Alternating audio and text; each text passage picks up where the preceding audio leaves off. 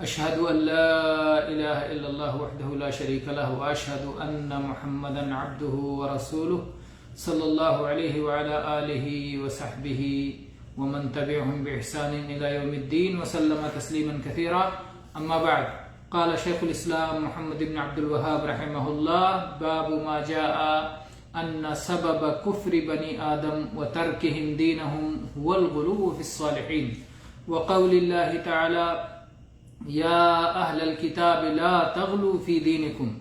وفي الصحيح عن ابن عباس رضي الله عنهما في قول الله تعالى: وقالوا لا تذرن آلهتكم ولا تذرن ودا ولا سواعا ولا يغوث ويعوق ونسرا. قال: هذه أسماء رجال صالحين من قوم نوح، فلما هلكوا أوحى الشيطان إلى قومهم أن انصبوا إلى مجالسهم التي كانوا يجلسون فيها أنصابا وسموها بأسمائهم ففعلوا ولم تعبد حتى إذا هلك أولئك ونسي العلم عبدت. وقال ابن القيم: قال غير واحد من السلف لما ماتوا عكفوا على قبورهم ثم صوروا تماثيلهم ثم طال عليهم الأمد فعبدوهم. گرامی قدر سامعین، آج ہم انشاءاللہ کتاب التوحید میں سے یہ باب پڑھیں گے کہ آدم علیہ السلام کے بیٹوں میں کفر و شرک کی آمد کیسے ہوئی، کیسے انہوں نے دین توحید کو چھوڑا. تو شیخ محمد بن عبد الوہاب رحمہ اللہ یہ باب قائم کرتے ہیں کہ آدم کے بیٹوں میں کفر آنے کا سبب اور دین توحید کو چھوڑنے کا سبب یہ صالحین میں غلو ہے. صالحین یہ افراد ہیں، اشخاص ہیں. اشخاص کو ان کے درجے اور مرتبے سے بڑھا دیا جانا، عقیدت کا غلو، یہ اصل دین سے ہٹ جانے کا سبب ہوا. کیا دلیل ہے اس کی؟ اس کی دلیل یہ ہے کہ اس کی خطرناکی کی وجہ سے ہی اللہ تعالیٰ نے قرآن مجید میں سورہ نساء آیت نمبر 171 میں اس سے منع فرمایا. اللہ تعالیٰ نے فرمایا: یا اہل الکتاب لا تغلو فی دینکم، اے وہ لوگوں جنہیں کتاب دیا گیا ہے، تم اپنے دین میں غلو سے کام نہ لو، حد سے تجاوز نہ کرو. یا تو غلو ہوگا، حد سے تجاوز کیا جائے گا، یا تو افراط ہوگا اور یا اس کے مقابلے میں تفریط ہوگی. غلو کے مقابلے میں جفا ہے اور افراط کے مقابلے میں تفریط ہے. تو یہاں پر اللہ تعالیٰ نے اہل کتاب کو غلو کرنے سے منع فرمایا. کیوں غلو کرنے سے منع فرمایا؟ کیونکہ غلو ہی یہ سبب بنا ہے شرک کا، اور ابن آدم میں جو شرک آیا ہے وہ غلو کی بنا پر ہی آیا ہے. ہمیشہ اعتدال پہ قائم رہنا چاہیے، میانہ روی پہ قائم رہنا چاہیے، وسطیت پہ قائم رہنا چاہیے. جو دونوں نقیض ہیں، دریا کے دو کنارے یا افراط اور تفریط، جو دونوں جانب ہیں ان کے درمیان میں ہی اعتدال ہے. جیسا کہ اللہ تعالیٰ نے فرمایا: وَكَذَلِكَ جَعَلْنَاكُمْ أُمَّةً وَسَطًا، یہ امت وسط ہے، یہ امت عدل ہے. یہ ہمیشہ جفا اور غلو کے درمیان، افراط اور تفریط کے درمیان قائم رہتی ہے. تو غلو یہ شرک کے اسباب و وسائل میں سے ہے. اور حدیث میں صحیح بخاری 4920 نمبر پر یہ حدیث جو عبداللہ ابن عباس رضی اللہ عنہما سے مروی ہے کہ اللہ تعالیٰ نے جو سورہ نوح میں آیت نمبر 23 میں ارشاد فرمایا: وَقَالُوا لَا تَذَرُنَّ آلِهَتَكُمْ وَلَا تَذَرُنَّ وَدًّا وَلَا سُوَاعًا وَلَا يَغُوثَ وَيَعُوقَ وَنَسْرًا. اللہ تعالیٰ نے قوم نوح کا قصہ بیان کیا کہ جب نوح علیہ السلام نے انہیں توحید کی طرف بلایا تو ان کی قوم کے لوگوں نے کہا کہ اپنے معبودوں کو کبھی نہیں چھوڑنا، ود کو نہیں چھوڑنا، سواع کو نہیں چھوڑنا، یغوث کو نہیں چھوڑنا، یعوق کو نہیں چھوڑنا، نصر کو نہیں چھوڑنا. اس کی تفسیر میں عبداللہ ابن عباس رضی اللہ عنہ بیان کرتے ہیں صحیح بخاری میں: هذه اسماء رجال صالحین من قوم نوح، یہ قوم نوح کے نیک لوگوں کے نام ہیں. یہ جو مورتیاں جن کی شکلوں پہ بنائی تھی، جن کی صورت پہ انہوں نے مجسمہ بنایا تھا، وہ خیالی چیزیں نہیں تھیں، بلکہ یہ نیک لوگ تھے، یہ اولیاء تھے، یہ صالحین تھے۔ ان کی تصویروں کے مطابق انہوں نے مجسمہ اور مورتی بنائی تھی۔ پورا قصہ کیا ہوا عبداللہ ابن عباس رضی اللہ عنہ بیان فرماتے ہیں، فَلَمَّا هَلَكُوا أَوْحَى الشَّيْطَانُ إِلَىٰ قَوْمِهِمْ، جب ان اولیاء و صالحین کی وفات ہو گئی تو شیطان نے ان کی قوم کے لوگوں کے پاس اپنی وحی کی، وحی شیطان ایک ہوتا وحی رحمان جو کہ رسولوں پہ انبیاء پہ آتی ہے اور اللہ تعالیٰ کی طرف سے وحی اور الہام ہوتا ہے، اور ایک وحی شیطانی ہے جو شریعت کے خلاف ہے اور اللہ کی مرضی کے خلاف ہوتا ہے اور بندوں کی ضلالت اور گمراہی کا باعث ہوتا ہے۔ تو شیطان نے ان لوگوں کے دلوں میں یہ بات ڈالی کہ ان مجلسوں میں جہاں پر یہ بیٹھ کر کے دعوت و تعلیم اور تبلیغ کا کام کیا کرتے تھے وہاں پر ان کے مجسمے بنا لو اور ان مجسموں کا نام بھی انہی کے نام پہ رکھو۔ اس کے بعد میں انہوں نے وہ مجسمے بنا لیے، کیونکہ ابتداءً بدعت آتی ہے اور پھر بدعت شرک کی طرف لے جاتی ہے، تو مجسمے بنانا ممنوع تھا، لیکن انہوں نے اس محبت کے نام پر اور یادگار کے نام پر اور اس لیے کہ ان کو دیکھیں گے تو ان کو دیکھ کر کے ہمیں بھی ان کی جیسی ان کے سیرت و کردار کی یاد آئے گی۔ آج دنیا میں جہاں بھی مجسمے بنائے جاتے ہیں یہی سب تو کہا جاتا ہے کہ یادگار قائم کیا جائے گا، ان کا کردار یاد رکھا جائے گا، ان کے جیسے لوگ بننے کی کوشش کریں گے وغیرہ وغیرہ۔ تو یہی حیلے، یہی اسباب ہوئے، اس بنیاد پر انہوں نے پہلے مجسمے بنائے، ان کی ابتدا میں عبادت نہیں کی گئی۔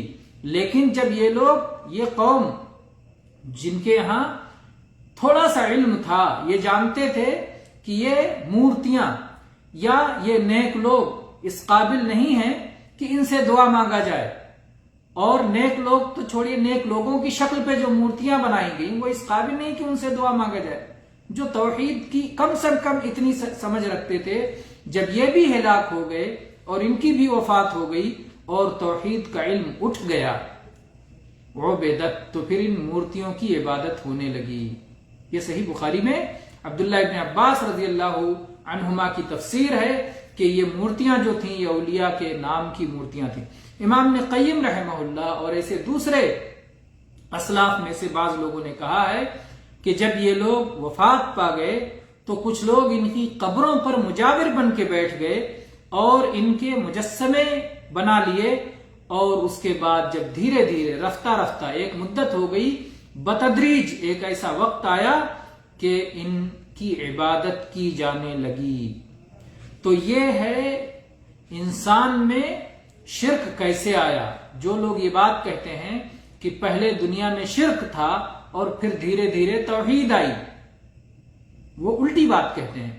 پہلے دنیا میں توحید تھا، آدم علیہ السلام آئے، توحید لے کے آئے، ان کی اولاد میں توحید تھا، اس کے بعد میں شرک آیا، اور وہ شرک آنے کا سبب یہ رہا کہ اللہ کے نیک بندوں کو ان کے مقام سے اٹھا کر کے انہیں الوہیت میں شریک بنا لیا گیا۔ تو اس لیے اس سے یہ بات معلوم ہوتی ہے کہ اولیاء و صالحین میں غلو سے بچنا چاہیے، کیونکہ یہی دین توحید کو چھوڑنے کا اور اصل دین سے ہٹنے کا اور شرک میں پڑنے کا سبب اور باعث ہے۔ اسی طرح سے تصویروں کو بنانے اور تصویروں کو لٹکانے اور تصویروں کی تعظیم کرنے کی ممانعت اور سمجھ میں آتی ہے، کیونکہ یہ شرک کا باعث ہے، اور خاص طور پر جو بڑے لوگ ہوں، قابل احترام لوگ ہوں، ان کی تصویریں اگر لگائی جائیں گی، ان کے مجسمے بنائے جائیں گے تو وہ دھیرے دھیرے انسان کو شرک میں ڈال دیں گے۔ ایسے ہی شیطان کے مکر و فریب سے بچنا چاہیے۔ شیطان پہلی فرصت ہی میں نہیں انسان کو لے جا کر کے گڈھے میں گراتا ہے، بلکہ دھیرے دھیرے ایک قدم کے بعد دوسرے قدم اس نے کئی گھاٹیاں بنا رکھی ہوتی ہیں، اور ہر ایک گھاٹی پر اور کئی سیڑھیاں بنا رکھی ہوتی ہیں۔ وہ دیکھتا ہے کہ کون کہاں پر میری بات مانے گا، اور اس کے بعد پھر ایک سے دوسری سیڑھی پر اتارتا ہے۔ اس طرح سے گڈھے میں یک بیک نہیں ڈھکیل کے گرا دیتا، بلکہ دھیرے دھیرے لے کے جاتا ہے۔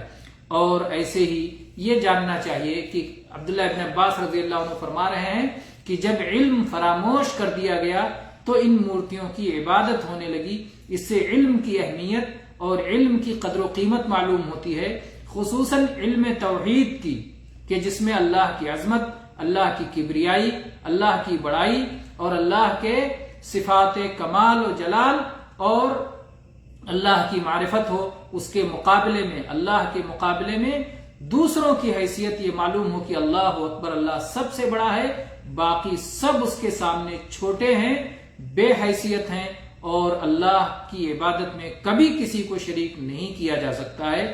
اللہ سے زیادہ کوئی مہربان نہیں، اللہ سے زیادہ کوئی قدرت والا نہیں، اللہ سے زیادہ کوئی علم والا نہیں۔ تو اللہ تعالیٰ ہی ہر قسم کی عبادت کا اکیلا اور تنہا مستحق ہے۔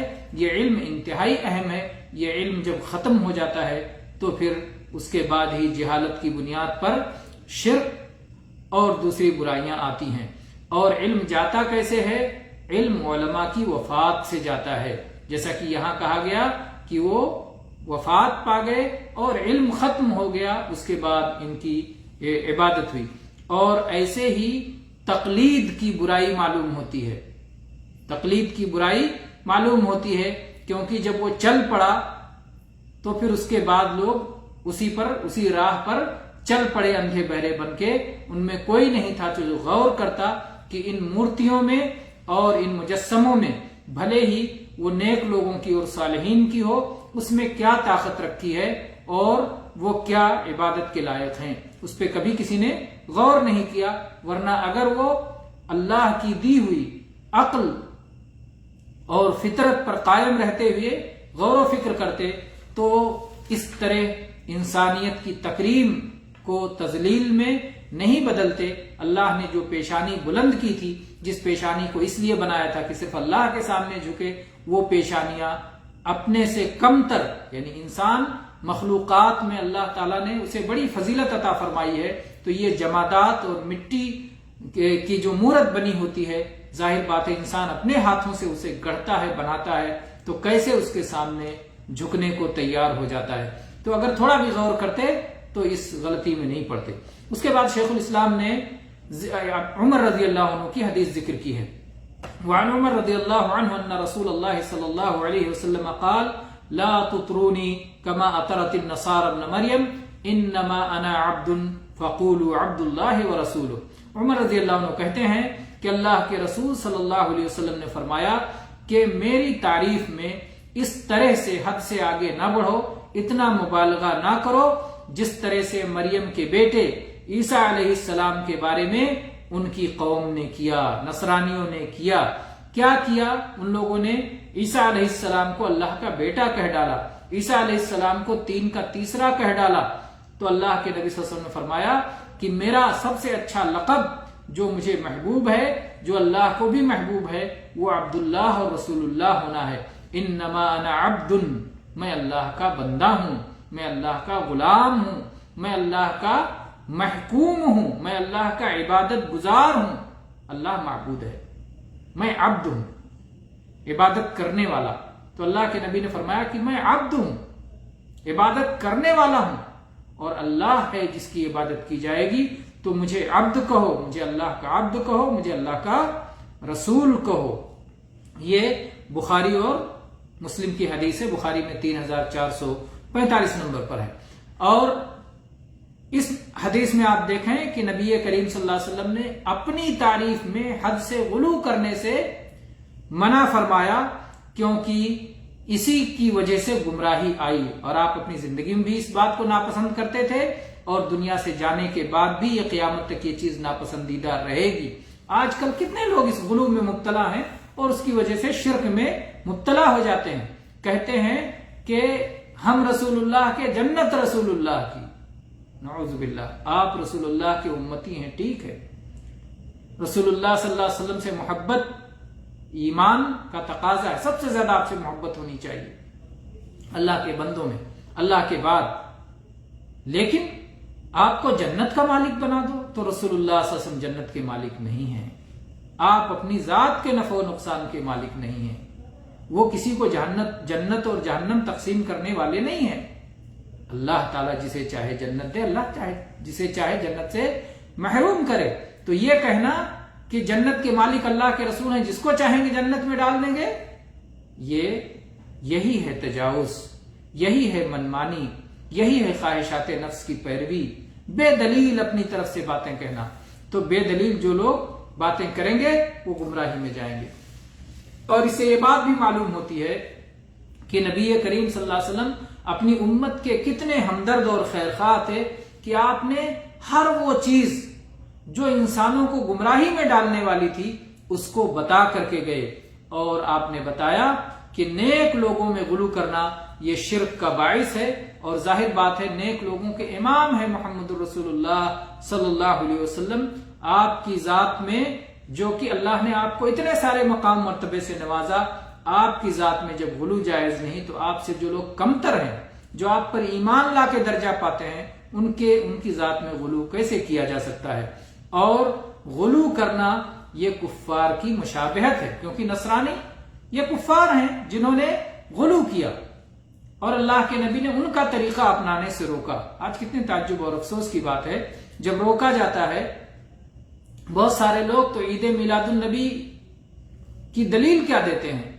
کہتے ہیں دیکھو عیسیٰ علیہ السلام کی تاریخ پیدائش مناتے ہیں، ہم کیوں نہ منائیں؟ اللہ اکبر!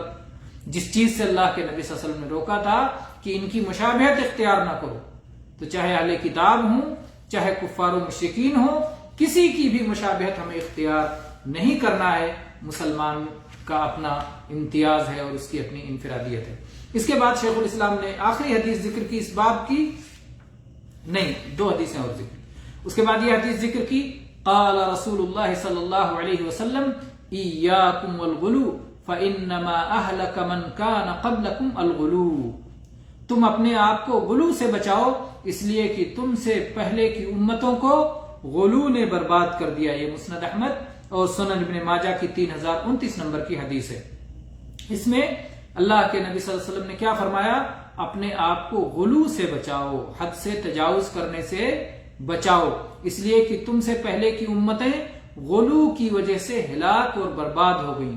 تو آپ نے ایک عمل سے روکا اور روکنے کی علت اور وجہ بھی بتائی، اس کا برا انجام بھی بتایا۔ اس سے معلوم ہوتا ہے کہ ہمیں تاریخ پڑھنا چاہیے اور تاریخ سے استفادہ کرنا چاہیے۔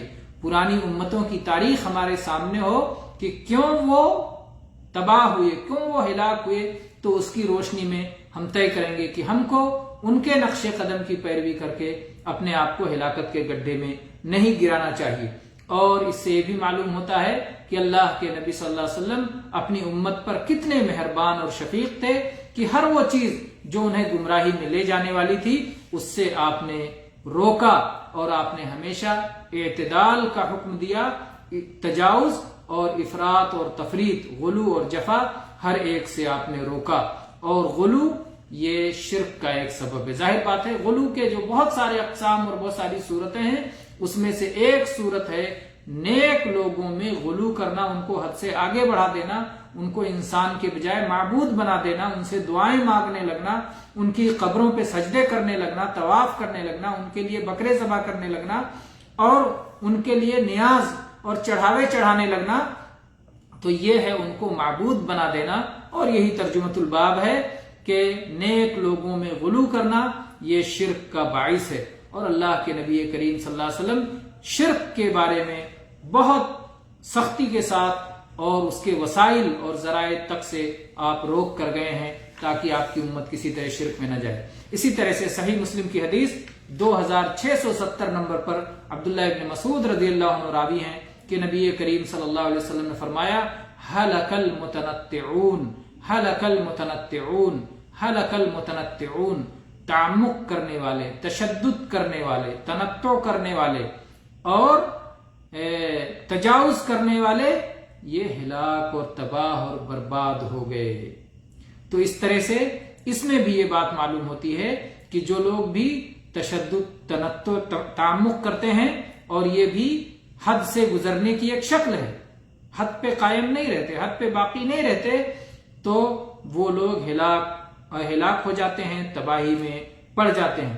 تو تمام چیزوں میں انسان کو افراط اور تفریط سے بچنا چاہیے اور نبی کریم صلی اللہ علیہ وسلم کی اس رہنمائی کو اپنی زندگی میں برتنا چاہیے۔ اللہ تعالی ہمیں غلو سے محفوظ رکھے، جفا سے محفوظ رکھے، افراط اور تفریط سے محفوظ رکھے، اور دین توحید پر، دین برحق پر، دین اعتدال پر ہمیشہ پہ ہم مستقل مسلسل قائم و دائم رکھے۔ آمین۔ وآخر دعوانا ان الحمد للہ رب العالمین، صلی اللہ علی نبینا وسلم۔